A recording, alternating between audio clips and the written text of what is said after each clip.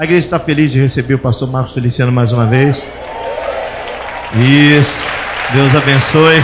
Muitíssimo.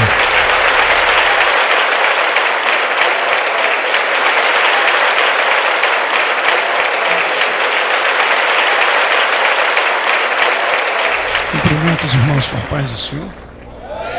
Cumprimento os irmãos com a paz do Senhor. Quem está muito feliz aqui? Encontra uma pessoa bonita do seu lado e dê um sorriso para ela. Ficou difícil?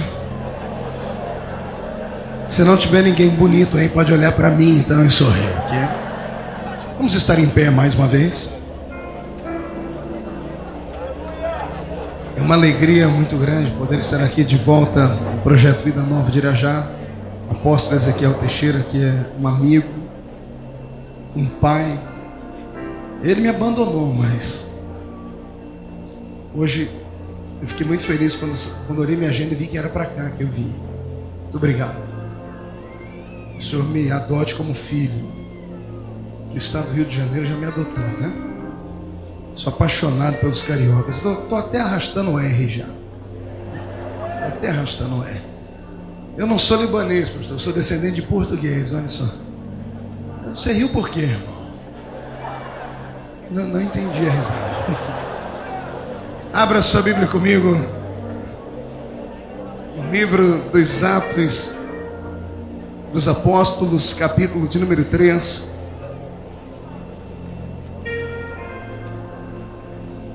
Atos dos Apóstolos, capítulo de número 3, e o versículo 1. Glória ao nome de Jesus. Há algo novo no ambiente hoje. Desde a hora que eu atravessei aquela porta, eu senti algo diferente aqui. Meus olhos não param de lacrimejar. A unção de Deus hoje, ela é forte. Haverá um peso de glória sobre esse ambiente hoje. Atos 3, o texto é conhecido. Pedro e João subiam ao templo para a hora da oração, que era a hora 9. E era levado um homem coxo de nascença, o qual punham diariamente à porta do templo, chamada Formosa, para pedir esmola aos que entravam. Vendo ele a Pedro e João, que iam entrar no templo, implorava que lhe dessem uma esmola. E Pedro, fitando-o juntamente com João, disse: olha para nós. E ele os olhava atentamente, esperando receber alguma coisa. Pedro, porém, lhe disse: não possuo nem prata nem ouro, mas o que eu tenho, isso eu te dou. Em nome de Jesus Cristo Nazareno, anda. E tomando-o pela mão direita, o levantou imediatamente. E os seus pés e os seus artelhos se firmaram. E de um salto se pôs em pé. E passou a andar e entrou com eles no templo, saltando e louvando a Deus. Viu todo o povo andar e a louvar a Deus, e reconheceram ser ele o mesmo que esmolava sentado à porta formosa do templo, e se encheram de admiração e assombro por isso, ou por causa daquilo que lhe havia acontecido. Amém. Feche a Bíblia, coloque no banco, na cadeira, pegue na mão da pessoa mais perfumada do seu lado, atravesse a faixa de Gaza, o corredor por um momento, isso. Aperte a mão do irmão que está do seu lado com carinho, até ele falar aleluia. Pentecostal que não faz barulho, está com defeito de fabricação. Oremos. Pai, mais uma vez eu te glorifico e te exalto por estar aqui nessa igreja que nunca foi, não é e jamais será uma igreja comum. É uma igreja, Senhor, onde o Senhor tem transformado no palco da sua glória, na manifestação da sua presença. E o que eu gostaria que ocorresse hoje aqui, Pai, sinceramente, é que acontecesse nesta igreja o que aconteceu em Cesareia Marítima, quando Pedro estava pregando. Seu espírito achou que Pedro havia falado demais, interrompeu o pregador e caiu sobre a multidão. O meu desejo, Pai, é esse: que em certo momento o Senhor me interrompa de pregar e caia a sua glória de forma pesada sobre esta multidão na noite de hoje. Antes de começar a ministrar a sua palavra, eu lhe faço os 2 pedidos de sempre. O primeiro é que o Senhor cerque esta grande igreja, e num raio de 5 quilômetros, onde houver um demônio alojado, eu dou a esses demônios segundos para desaparecerem daqui, porque se não sumirem, serão queimados pelo poder da sua glória que descerá. O segundo pedido é um pedido de atrevimento. Gostaria que o Senhor abrisse a porta do céu sobre esta igreja hoje e mandasse do céu para a terra uma comitiva angelical. Que esses anjos descessem trazendo brasas de fogo nas mãos, que comecem a esparramar estas brasas entre nós.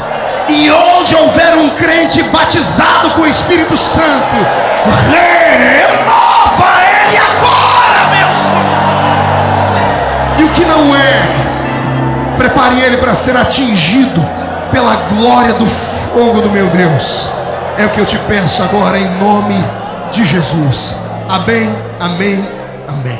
Os que podem, tomem seu assento, aplaudindo a Jesus, porque Ele é bom, porque Ele merece.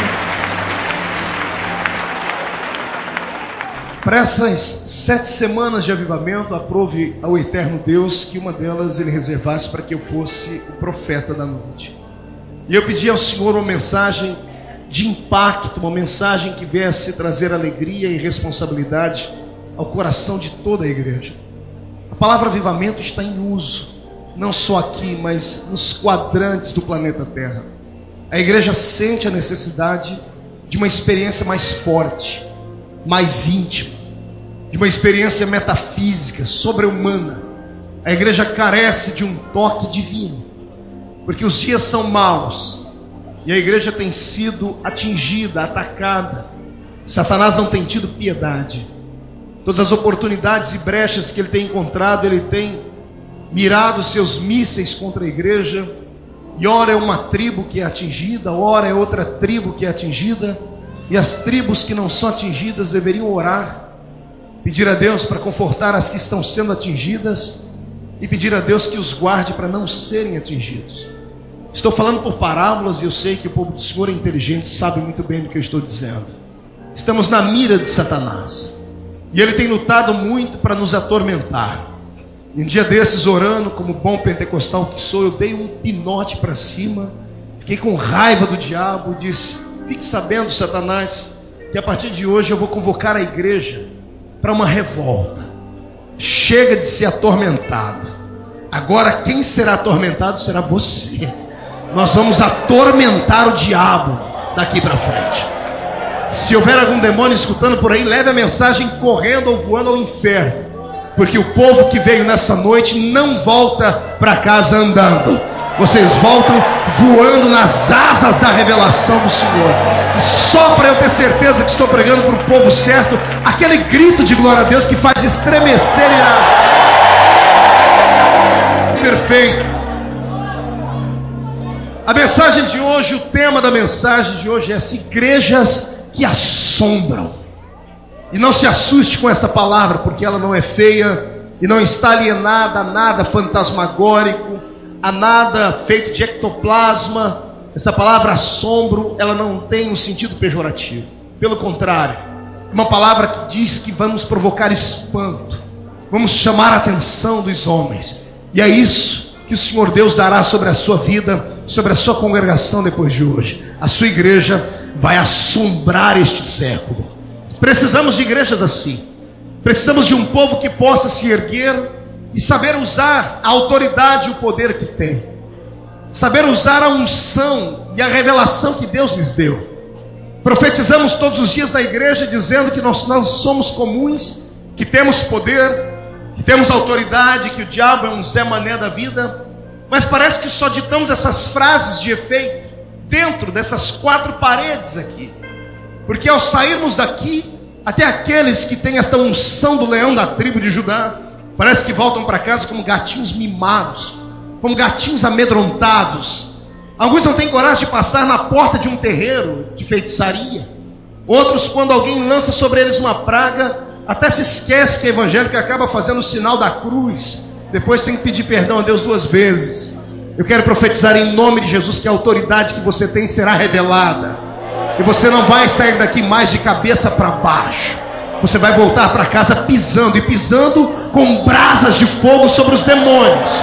E eles não vão mais atormentar a sua família, nem vão mais atormentar a sua história. Eu repito o que disse no começo: nós deixaremos o diabo atormentado. Alguém me acompanha nessa sentença? Diga: eu te acompanho, pastor.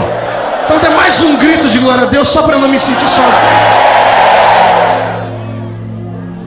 Desde o princípio, desde quando o homem a quem Deus amava estava na Mesopotâmia, na terra de Ur dos Caldeus, que ainda tinha um nome pequenino, que era Abrão. Depois o Senhor o engrandeceu e lhe deu o nome de Abraão.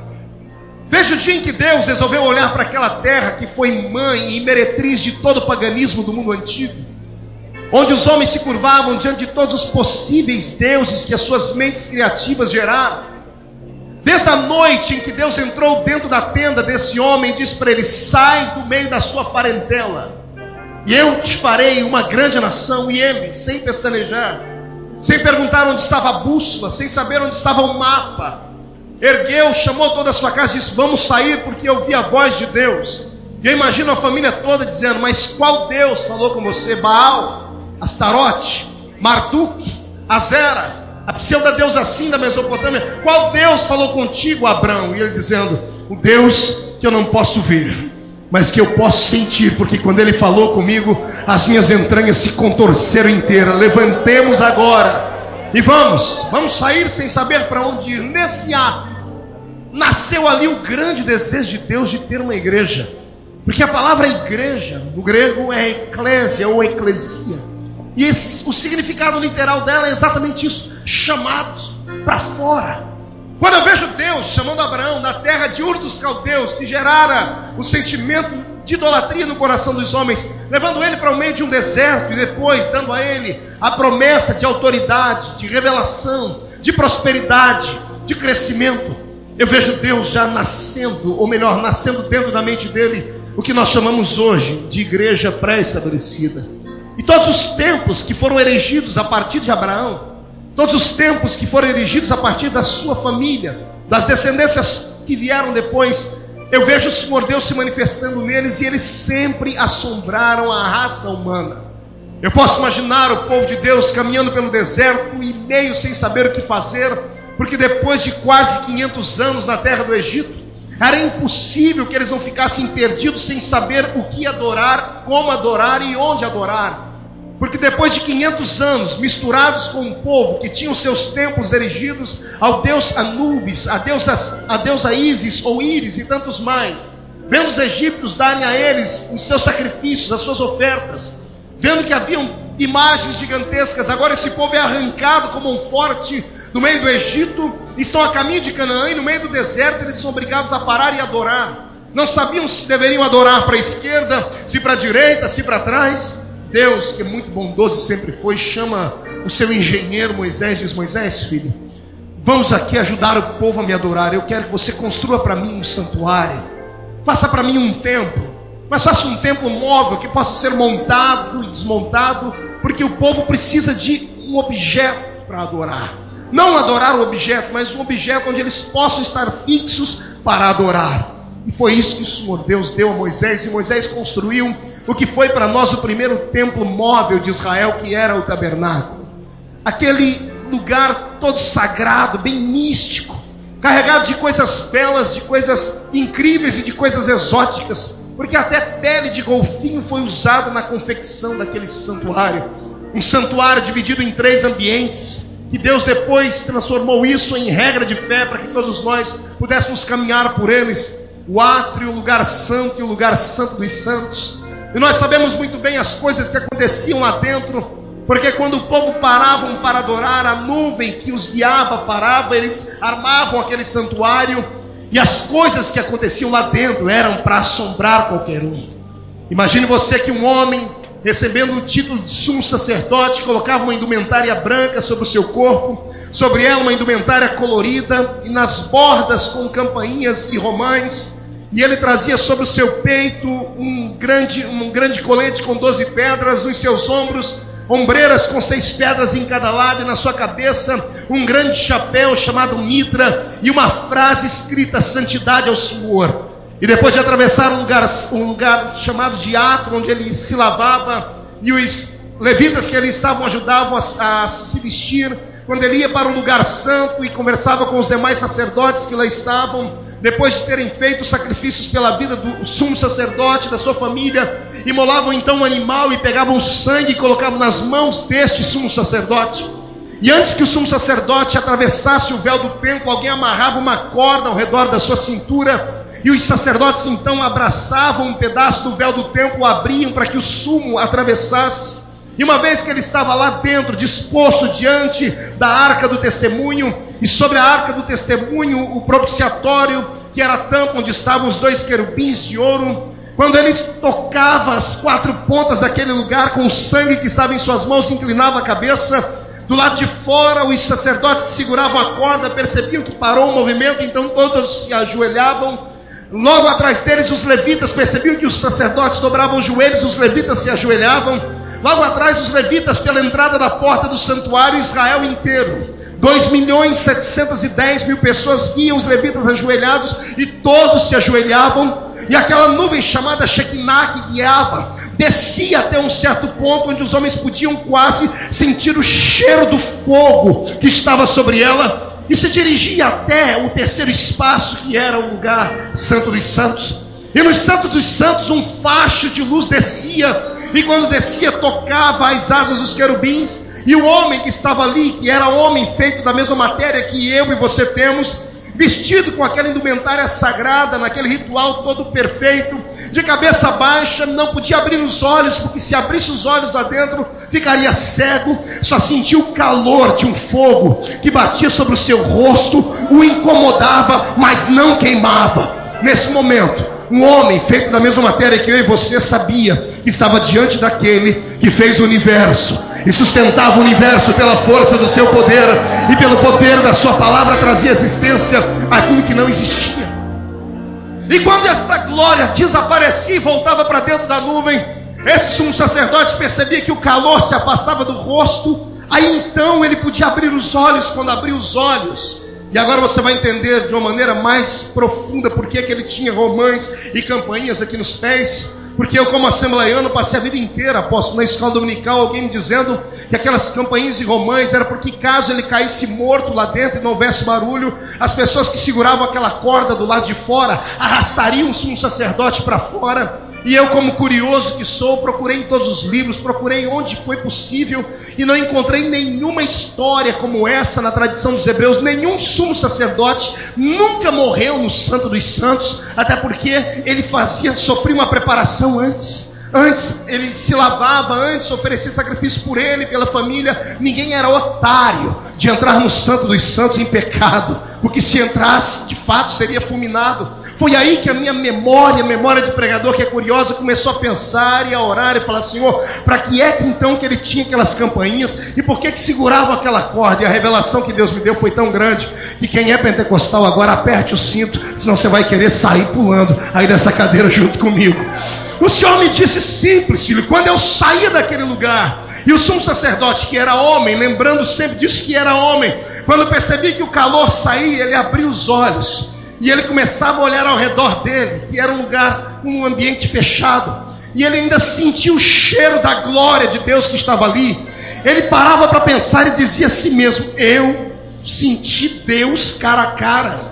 A voz que aqui dentro trovejou como um trovão dizendo que o povo está perdoado, não é voz de homem, nem de ninguém na minha família, é a voz do Deus que fez os céus e a terra. Quando caía a ficha, esta é a realidade, quando ele parava para perceber o que aconteceu, o corpo dele começava a tremer. Tremia porque o impacto era muito grande. Quando ele começava a tremer, as campainhas batiam uma na outra, e os sacerdotes do lado de fora diziam assim: ele já caiu em si, é hora de puxar ele, porque andar ele não vai conseguir mesmo, porque quem vê Deus cara a cara, sente a glória de Deus, é impossível controlar este corpo feito por raça humana. Arrastava o sacerdote que vinha andando e vinha tremendo. Quando ele saía por fora da tenda, ele erguia as duas mãos e continuava tremendo. Você nunca se perguntou por que todo crente pentecostal, quando é batizado com o Espírito Santo, ele se descontrola. Já percebeu isso? No dia do batismo com o Espírito Santo é uma coisa fora do comum. Eu já vi gente rolar debaixo do banco, eu já vi gente plantar bananeira, eu já vi gente sair correndo pelo meio da rua gritando. Se você não viu, você não sabe o que você perdeu. É a cena mais linda que eu já vi na vida, é de um crente possuído pela glória, pela presença, pela manifestação dessa coisa divina que nós chamamos de Espírito de Deus. E exatamente por isso ele tinha que se vestir daquele jeito, e por isso acorda, amados. Se nós soubéssemos o poder que há na nossa oração, se nós soubéssemos o poder que há na nossa intimidade com Deus, se nós soubéssemos o poder que há no nosso grito, eu sou pentecostal, já disse isso, sou apologista dessa fé e não nego. Se você soubesse o impacto do seu grito de glória a Deus no inferno, se você soubesse o impacto do seu grito de glória a Deus nessa atmosfera, e para onde ele é carregado, depois que sai da sua boca, você não ficaria comum também, e você que fica me chamando de doido, ficaria 2 vezes mais doido do que eu. Grito de crente não fica na terra, ele atravessa o cosmos, ele chega dentro do coração de Deus. Eu te convido a adorar, melhor que isso, eu te convido a levantar a mão direita comigo, chacoalhe ela, agarre o ombro do irmão que está do seu lado, por favor, pede a ele licença, diga: é esse maluco aí que está mandando. Agarrou o ombro dele, agarrou o ombro dela, agarre o ombro dele ou dela, agarrou, chacoalhe ele até ele ficar irritado agora, irrita ele, tira ele do lugar, diga: foi para isso que Deus te trouxe aqui. Deus vai sacudir a sua fé, Deus vai sacudir a sua alma, ele vai avivar a sua história, mas por favor, adore.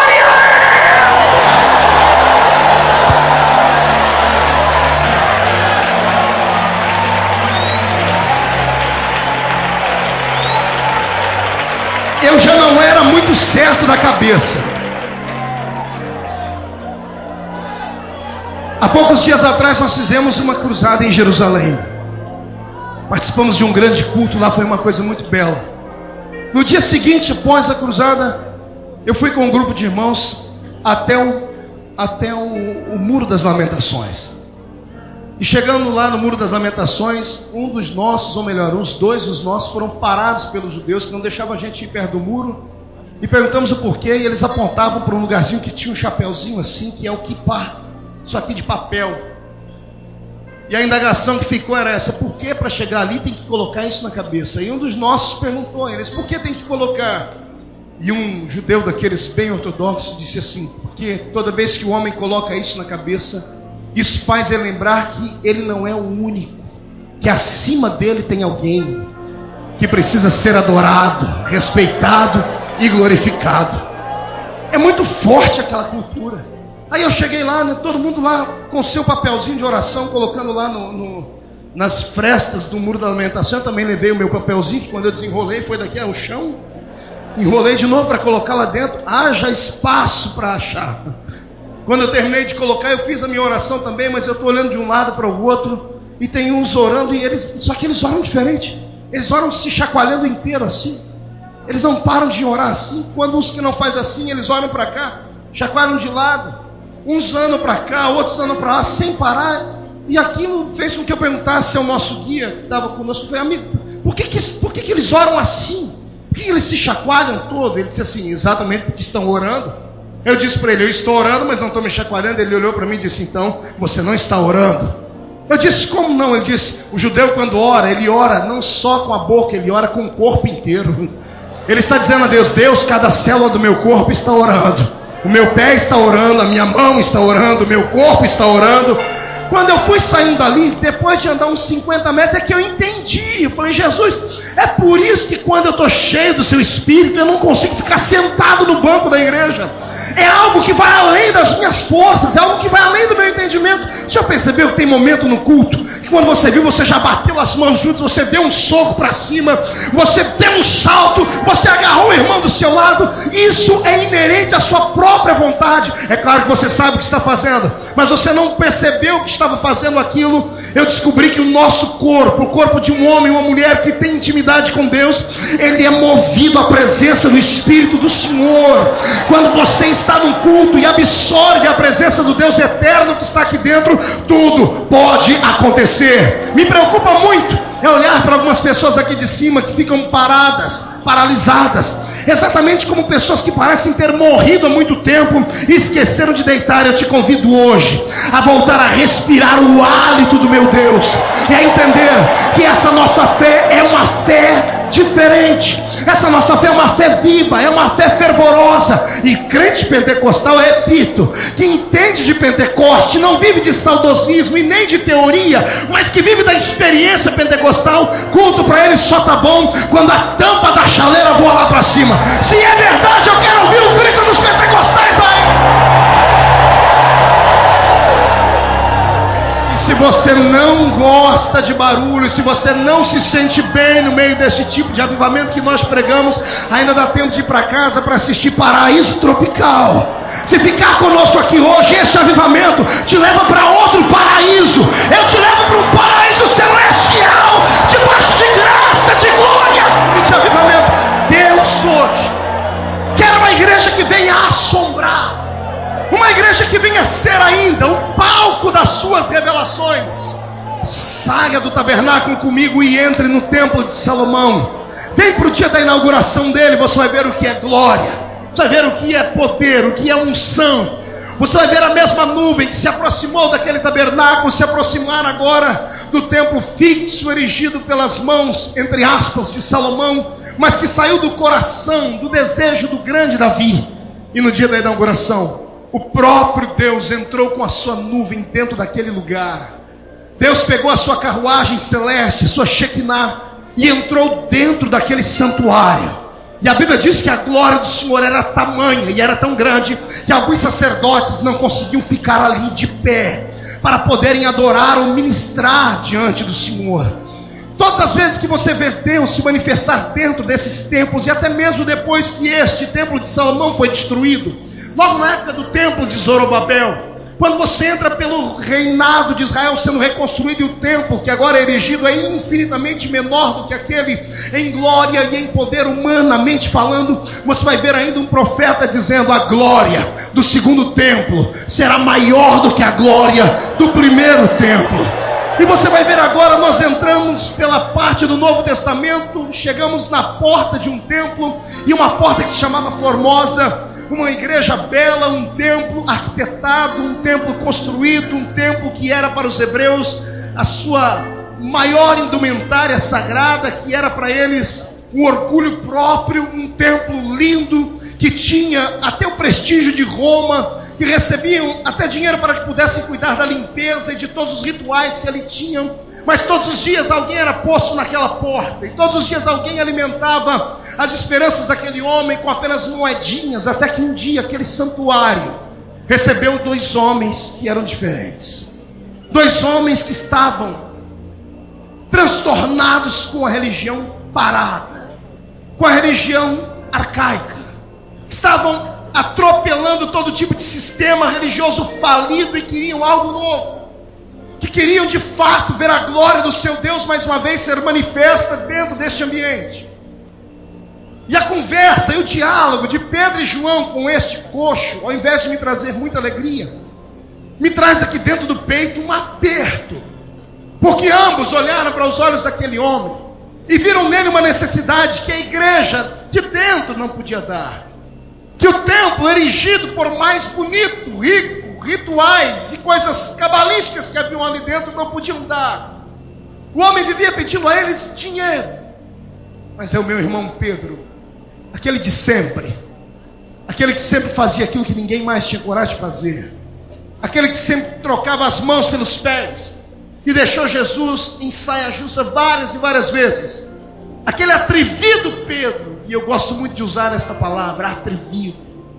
Deus é apaixonado por gente atrevida. Eu acho que o que falta na nossa geração é isso. São homens e mulheres atrevidos. Atrevidos no sentido de serem ousados dentro da palavra, de crerem na Bíblia que carregam debaixo do braço, de crerem na fé que é pregada dentro de um templo como esse, de voltarem a acreditar na palavra de um profeta que está pregando, que está usando o poder da sua oratória para convencer. Precisamos voltar nesse tempo, porque se não voltarmos num tempo parecido com esse, os nossos filhos Não terão uma igreja bela e uma igreja viva para congregar. Congregarão em esqueletos. Vão congregar em mausoléus.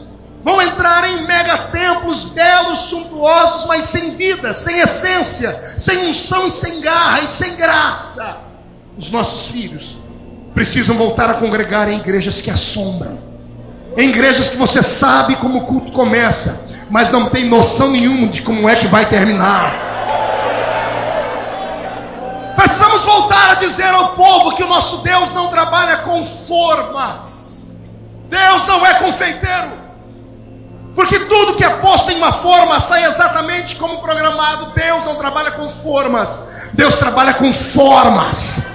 O que faz a bênção divina se aproximar e a unção se esparramar e o poder sobre-humano criativo de Deus operar, não é o pregador que fica pregando, gesticulando ou dizendo. É a junção de um todo, de uma igreja que carece, de uma igreja que tem fome de Deus, de uma igreja que tem sede de Deus, de uma igreja que está cansada de só ouvir blá blá blá. Vivemos uma geração onde os homens sabem tudo, tudo aquilo que os homens podem aprender dentro de um livro, eles sabem. As suas mentes estão fixas em coisas humanas. Têm argumentações para dialogar com juízes, com magistrados. Conhecem tudo de jurisprudência e psicanálise e coisas mais. Mas faltam homens que tenham entendimento naquilo que nós chamamos de paracletologia, daquilo que nós chamamos de unção revelada pelo Espírito de Deus. Vivemos num tempo onde os homens levantam e aplaudem os Paulos da vida, dizendo que pensam termos à nossa frente um homem que aprendeu aos pés do doutor Gamaliel. Faltam-nos homens com coragem de Paulo para dizer: nada do que aqui eu fiz ou vos ensinei, eu vos fiz e ensinei em sublimidade de palavras de sabedoria humana. Tudo que eu apresentei a vocês foi revelação de Espírito e de poder e de graça e de glória divina. Se é para Jesus, tem que ser um pouquinho mais forte do que isso.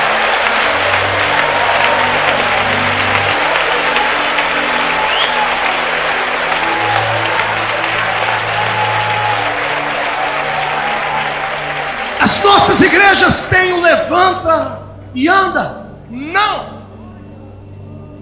Temos o ouro e a prata. E o ouro e a prata parecem que falam muito mais alto do que o levanta e anda. Podemos sustentar as viúvas e os órfãos. Podemos abrir casas de recuperação de drogados. Mas se juntarmos essa multidão que aqui dentro e aí fora está, e colocarmos um paralítico na frente deles, vamos ter que todos ir para casa pedindo perdão ao paralítico e dizer: perdoa, irmão, nós não temos o poder de te levantar. E aí usamos os argumentos mais chinfrins: é porque não foi a vontade do Senhor, é porque não foi o tempo, é por causa disso ou daquilo. Eu estou cansado disso. Eu estou cansado de ver a nossa geração entrar dentro da igreja, ouvir, mastigar, colocar no papel e achar que isso é só uma filosofia de vida. Cristianismo não é só filosofia de vida. Cristianismo é uma revelação da unção e da autoridade que Deus deu ao primeiro homem no Éden, e lá ele perdeu. A unção que Deus deu a Adão no Éden foi muito maior do que só administrar a terra. O Senhor disse a ele: sujeitai a terra, dominai a terra. Esta é a unção que o Senhor Deus deu a mim e a você. Unção para dominar, para sujeitar. Não é para sermos capachos de Satanás, é pelo contrário. É para Satanás ser um serviçal. Não é para sairmos daqui morrendo de medo de obra de macumba, pelo contrário. É para irmos nas obras de macumba e meter o pé em tudo aquilo e dizer que a glória e a graça ainda está sobre a nossa vida. Igrejas que assombrem.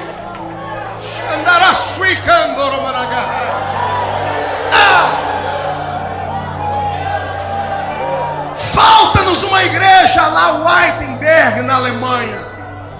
Uma igreja que empreste as suas portas para que um profeta vá na frente dela e pregue contra todas as heresias, e contra toda a frieza, e contra todo o poder que o homem possa ter inculcado dentro das mentes e colocado o jugo sobre os homens. Falta-nos uma igreja onde podemos fazer dentro dela uma revolução, esparramarmos esta chama aí para fora. Oxalá que Deus tenha levantado você para isso. Eu creio, todas as vezes que entro aqui dentro, e hoje eu disse ao apóstolo, eu senti algo novo aqui. Eu sinto que essa igreja está passando por um processo, um tempo de renovo. Eu digo isso de forma profética, onde o Senhor dará uma unção nova aos membros que pertencem a esse lugar. Não serão chamados apenas de crentes que pertencem a uma igreja grande, de um pastor que é lindo e poderoso. Esta igreja chegará num tempo onde os membros dela serão operadores de milagres. Eu estou profetizando que o projeto de Irajá vai começar a assombrar o planeta Terra. Quem pega essa profecia, pega ela, pega para você, pega.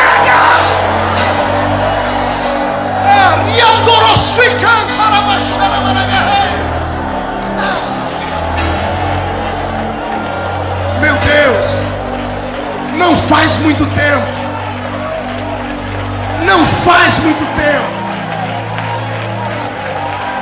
eu estava na frente da minha TV, garoto,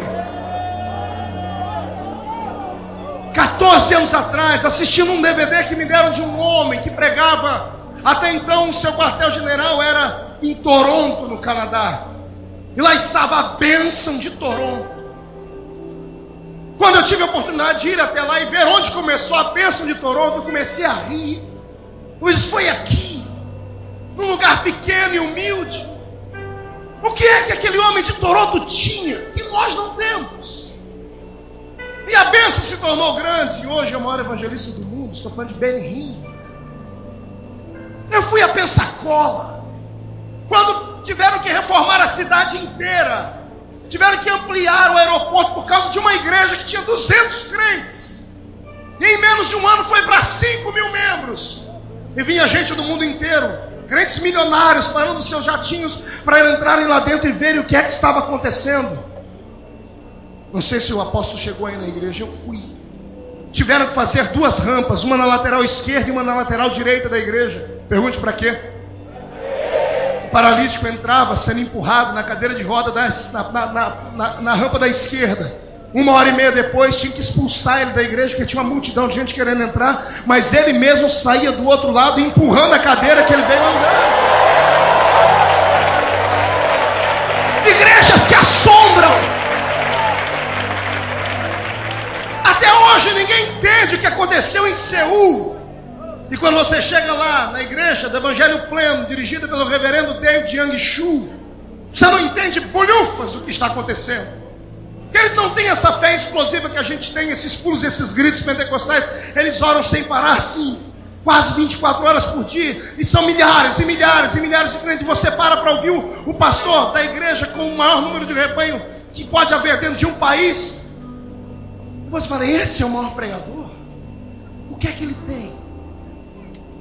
Ele tem uma igreja que assombrou o país dele, ao ponto do presidente da república do país dele ser diácono na porta da igreja dele. Chama que assumberia.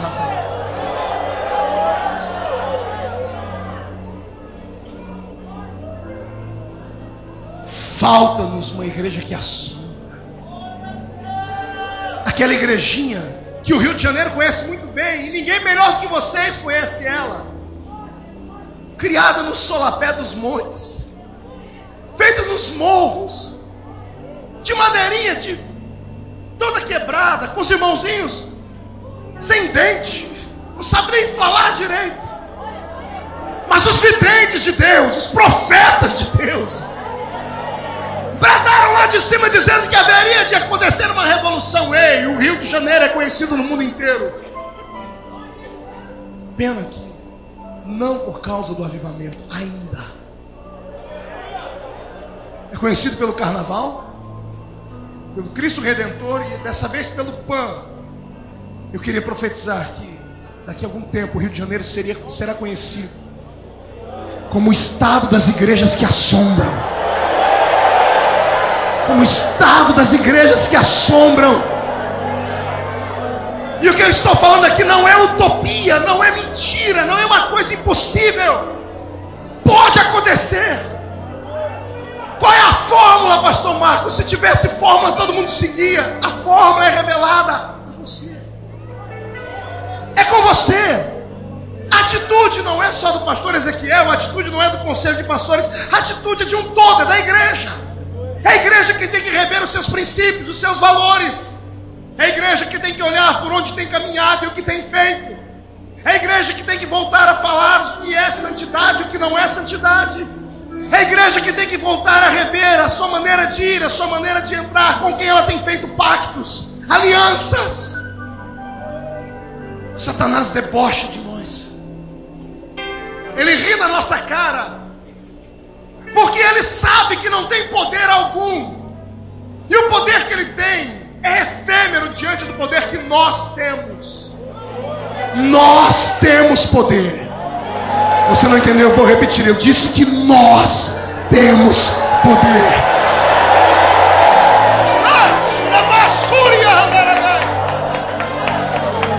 Essas línguas que você fala aí, que você nunca aprendeu em escola, só você tem isso. Isso não é só um sinal, isso não é só um clichê pentecostal, isso é autoridade. Isso é uma mensagem direta no ouvido de Deus. Deus para te escutar, ninguém entende, só Ele entende. Ore mais em línguas, use mais a autoridade que o Senhor te deu. Ande nessa terra batendo o pé firme sobre ela, porque pé de crente batendo no chão bota qualquer demônio para correr. Satanás sabe que o final dele é debaixo dos nossos pés.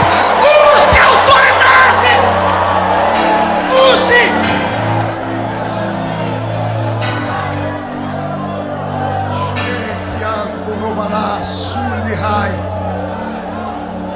A sua igreja assombra alguém, querido? A sua igreja assusta alguém? Pastor, não, porque não é a vontade de Deus. Quem disse que não? Eu vou lhe dizer como é o seu Deus.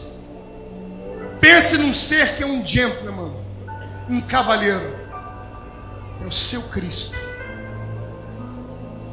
Ele não vai além daquilo que você deseja e não faz aquilo que você não quer. Ele só age de acordo com a sua vontade, no quesito de glória, avivamento, unção e poder. Ele poderia interferir na história? Poderia, mas jamais fará, porque Ele estabeleceu leis. O livre arbítrio é um deles. Como é que Ele pode avivar a congregação onde você vai, se você morre de medo disso? Como é que Ele pode trazer o avivamento que Ele procura trazer sobre a nossa nação, se muitos líderes têm medo disso? Ah, pastor, é porque todo avivamento gera excessos. Qualquer um de nós sabemos disso. Mas são excessos que podem ser trabalhados. São excessos que com carinho podemos chegar a um denominador comum sem escracharmos. Podemos ser elegantes. Os que têm mais experiência, que ensinem os outros com carinho, com respeito, mas por favor, não jogue água em cima desta chama, porque é melhor não conhecer esse fogo do que conhecer e alguém ter apagado ele. E a minha oração nesses dias é que o meu Deus, na calada da noite, vá até os carros-pipas de Satanás, até os bombeiros que ele tem usado para apagar esta chama do avivamento, enquanto dormem esses demônios, porque o Deus de Israel não dormita e não dorme. Ele troque a água por combustível, e cada vez que tentarem apagar esta chama, mais ela se acende, mais ela se esquenta, mais ela vai se abrasar. Eu profetizo em nome de Jesus que a sua igreja vai sofrer um impacto da glória de Deus tão grande. Não será o vento da brisa suave da caverna de Elias, será o furacão de Atos capítulo 2. Eu profetizo em nome de Jesus Cristo que línguas repartidas como que de fogo vão começar a pegar os crentes da sua igreja. E aqueles que nunca falaram em línguas, que comecem a receber isso aqui dentro agora.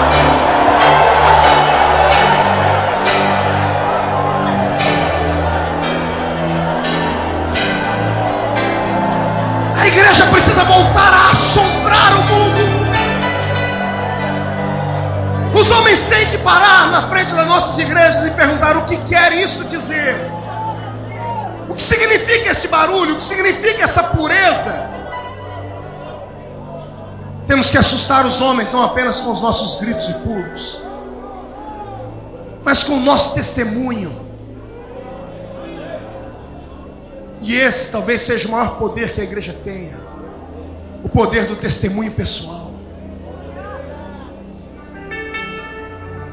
Você mostrar a alguém que a sua vida mudou sem ter que falar nada. Você ouvir as pessoas maltratarem a sua fé e ao invés de brigar, ao invés de armar um muque, você abaixar a cabeça, contar até 10 e dizer assim: eu vou orar pela sua vida. Precisamos voltar a assustar esse mundo e colocarmos o diabo no lugar dele. Eu passei a vida inteira pensando que o diabo era um pitbull, por isso corria dele. Eu descobri que o infeliz não passa de um vira-lata. E eu quero chutar o mulambo dele. Quero mostrar a ele que nós não somos um Zé Mané nem um povinho qualquer. Nós somos a esperança do planeta Terra. A sua igreja vai espantar o bairro onde ela está alicerçada. Eu profetizo em nome de Jesus que ninguém volta para casa como homem e mulher. Hoje não. Hoje volta como brasa de fogo tirada do altar. Só quem crê nisso faz barulho para acordar a igreja.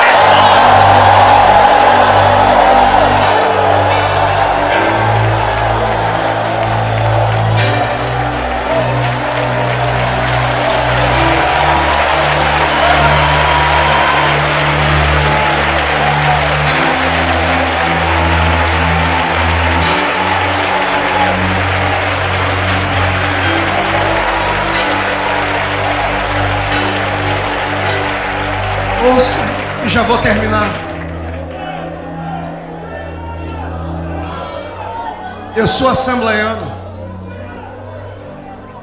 Já fui assembleiano do pé roxo. Hoje eu sou assembleiano roxo só. E a minha igreja às vezes parece não me entender. Aliás, quem é que entende profeta? Ninguém.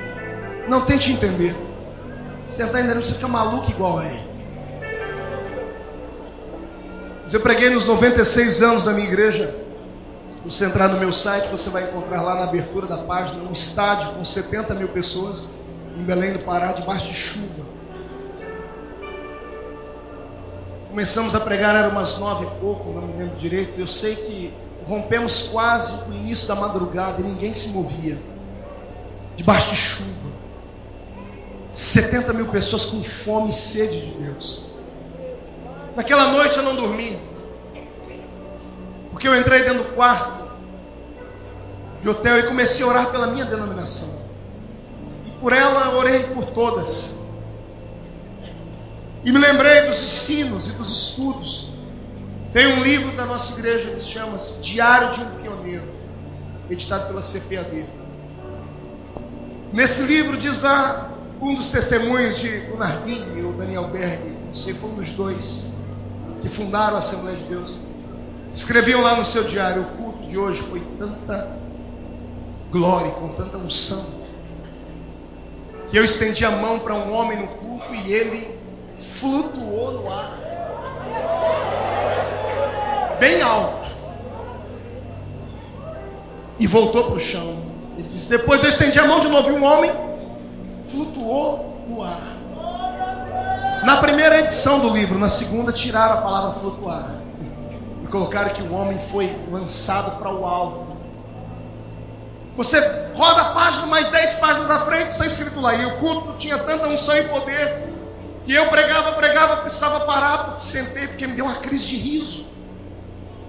O missionário que fundou a minha igreja, ele disse: eu ria tanto que rolava no chão. E o culto parou, porque todo mundo era contagiado por aquilo. Depois voltei, sentei-me, voltei em mim, continuei a pregar, e tive que parar, porque fui tomado pela presença de Deus de novo. Eu falei: Deus, é por isso que aquela igreja cresceu tanto. Ela assombrava, ela assustava.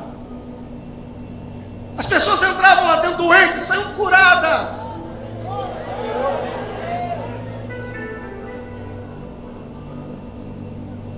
E hoje eu entro em tantos templos, porque eu prego desde muito cedo.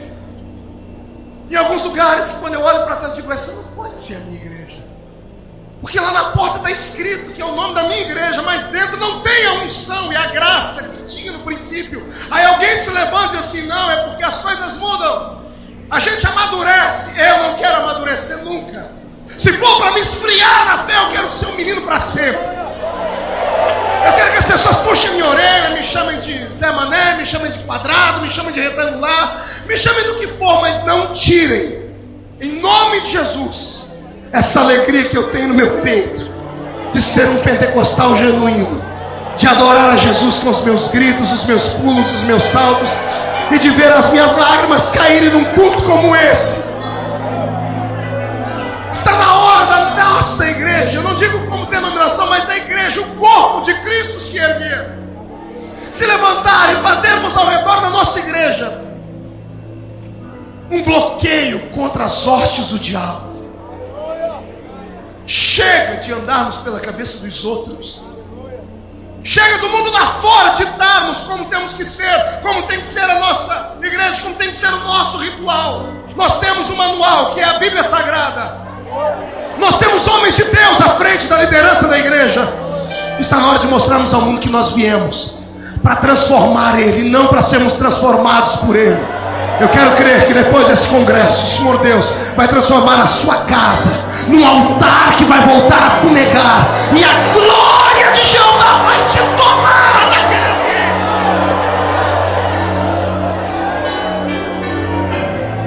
Eu quero congregar numa igreja que me assuste,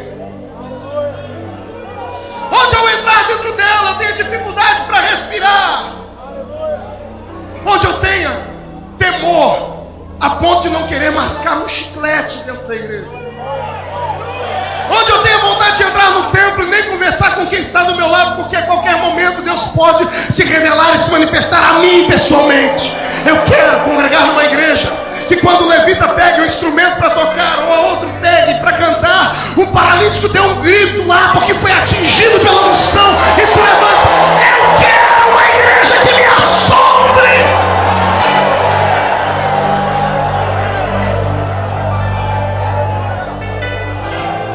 Olha o irmão do seu lado e pergunte a ele: a sua igreja te assombra?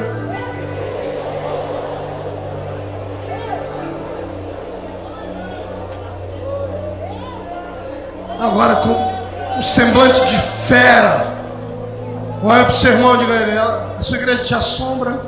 Ou você sai de lá assombrado?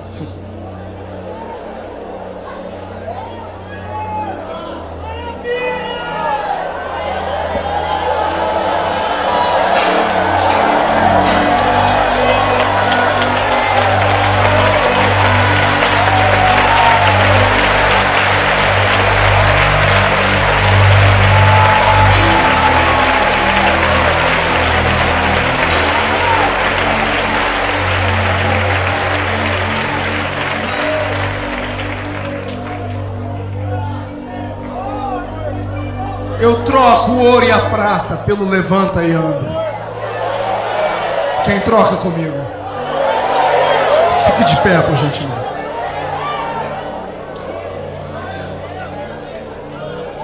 Coloque tudo que tiver na sua mão no banco.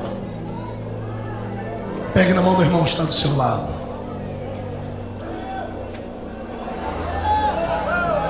Ontem aconteceu algo na minha vida que há muito tempo não acontecia. Eu moro numa cidadezinha muito pequena, nascido e criado lá. E raramente eu vou à igreja lá, que eu sempre prego. E todas as vezes que eu estou lá, muito cansado, eu me escondo dentro de casa. Mas ontem o Senhor se moveu em mim, disse: vai à igreja. E eu chamei minha esposa e fomos para o culto. Depois de andar pelo mundo inteiro e congregar com grandes homens de Deus e participar de grandes eventos, às vezes a gente tende a esquecer da nossa origem. Quando eu entrei na igrejinha pequena, sentei no púlpito e olhei do meu lado e vi o presbítero da minha época, puxava minha orelha quando eu ia para a escola dominical, lá velhinho, seus cabelos brancos, mas ali sentado com a sua biblinha rasgada em cima da perna, dando glória a Deus. Olhei para ele e falei: Jesus, o tempo passou, mas a fé dele não mudou. O pastor não podia ir ao culto e me mandaram pregar. Eu falei: justo hoje que eu vim para ouvir, o Senhor me manda pregar. E pregar que jeito? Eu não consegui pregar ontem, porque de cima daquela tribuna eu olhava e eu conheço todo mundo. E eu vi amigos que começaram comigo, que tinham a mesma chamada que eu, que oravam comigo no princípio, depois se esquivaram, que queriam mudar o mundo, idealistas da fé, moços que quantas noites nós não trocamos baladas para ajoelharmos no púlpito e pedimos a Deus que nos usasse. E eu vi eles lá, cheios de teia de aranha, parados no meio da igreja, sem vida, sem sonhos. Um culto parado, as pessoas cantando os mesmos hinos de 20 anos atrás. Embora eu visse o presbítero aqui com a sua fé inabalável, eu vi pessoas mortas no meio da igreja. E eu chorei. Digo isso pelo Senhor. Eu chorei porque eu falei: Jesus, eu viajo o mundo e é aqui que as minhas filhas congregam. Elas não têm mais a força que eu tinha. Elas não pertencem mais à igreja que eu pertencia. Porque na minha época a gente tinha fome de Deus. E eu falei: que igreja elas vão congregar daqui a 10 anos se Jesus não voltar até lá? A minha igreja não assombra mais. Inclina a sua cabeça.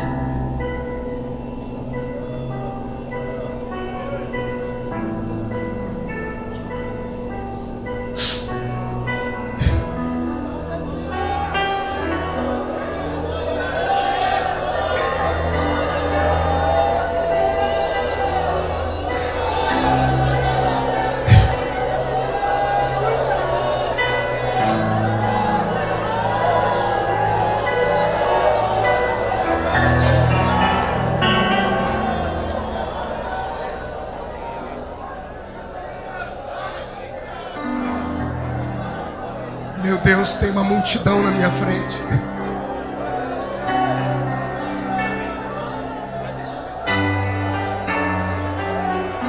Homens e mulheres que querem uma igreja que os assuste.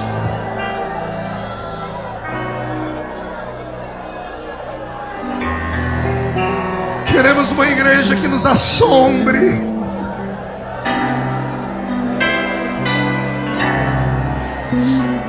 Queremos sair do culto tremendo.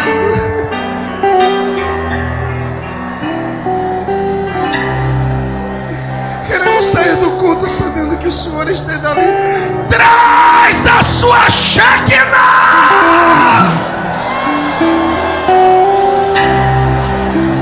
Para Ele são todas as coisas, porque dele, por Ele, para Ele são todas as coisas. A Ele a glória, a Ele a glória, a Ele a glória, para sempre.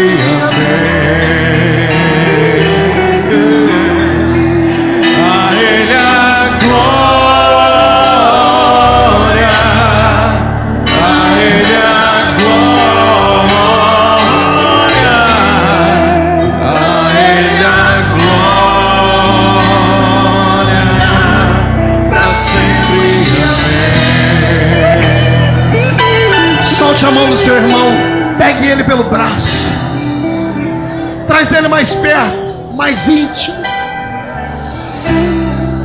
Ah, esse fogo tem que se alastrar. Se segura, projeto Irajá.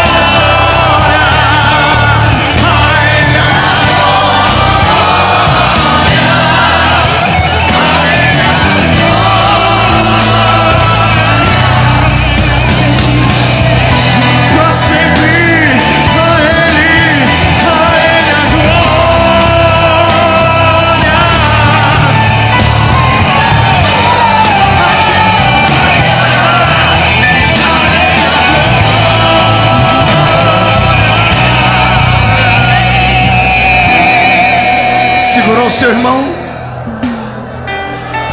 eu descobri aqui, apóstolo, por que aquela igreja assombrava. Ela assombrava porque tinha um Pedro que olhou para o paralítico e disse: levanta. E não esperou o paralítico levantar. A Bíblia diz que Pedro pegou o paralítico pela mão e colocou ele em pé. Falta atitude. É isso que Deus vai te dar hoje. Não se assuste com o que vai acontecer com você depois de amanhã. Virá uma unção de atrevimento na sua vida. Virá uma unção de coragem sobre a sua história. Virá uma unção de autoridade. E as portas do inferno não prevalecerão.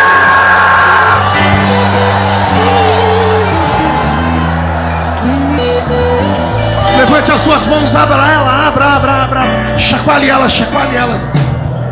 Faça uma tomada disso.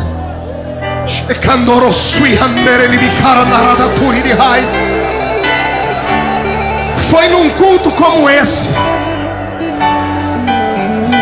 Só mudou o espaço geográfico e o pregador. Mas no meio do povo tinha um homem com desejo. Aquele que eu falei no começo, Benny Hinn. Era uma mulher pregando.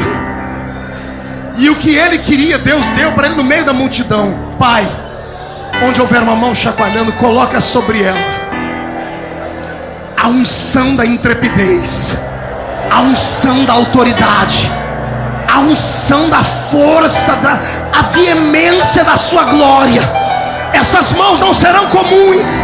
Onde eles tocarem, Senhor, vai incendiar. Por favor, vire para o irmão que está do seu lado, coloque as mãos sobre ele e profetiza. E a gente canta bem forte.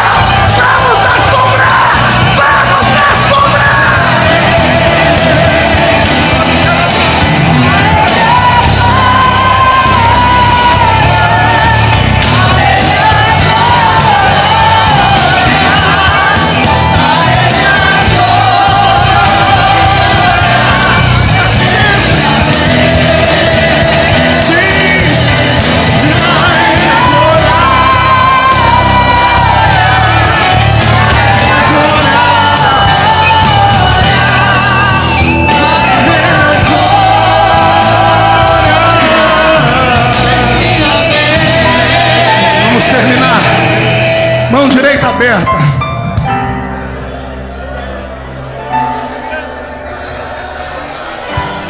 Diga comigo em nome de Jesus. Todos os demônios que bloquearam a visão da minha igreja, que roubaram a intrepidez da minha igreja, que escureceram os horizontes da minha igreja, que esfriaram a minha fé, que apagaram o fervor que havia em mim, que destruíram a minha família, que tomaram posse do meu coração, que destruíram o meu trabalho. Eu ordeno para a palma da minha mão agora. Não estou pedindo, eu estou ordenando para a palma da minha mão agora. Fecha a sua mão, fecha. Levante lá em cima. Eu vou contar até 3. 1, 3, você joga no chão e pisa em cima. E se prepare. Vamos assombrar. Ei, carassuteria mandere condere verediana charamaragai. A sua vida não é mais a mesma depois de hoje. 1,5. A sua casa será a plataforma do avivamento nessa terra. 2. Esta igreja crescerá a 100 por 1, a 100 por 1. 2,5. Satanás está com seus dias contados. 3.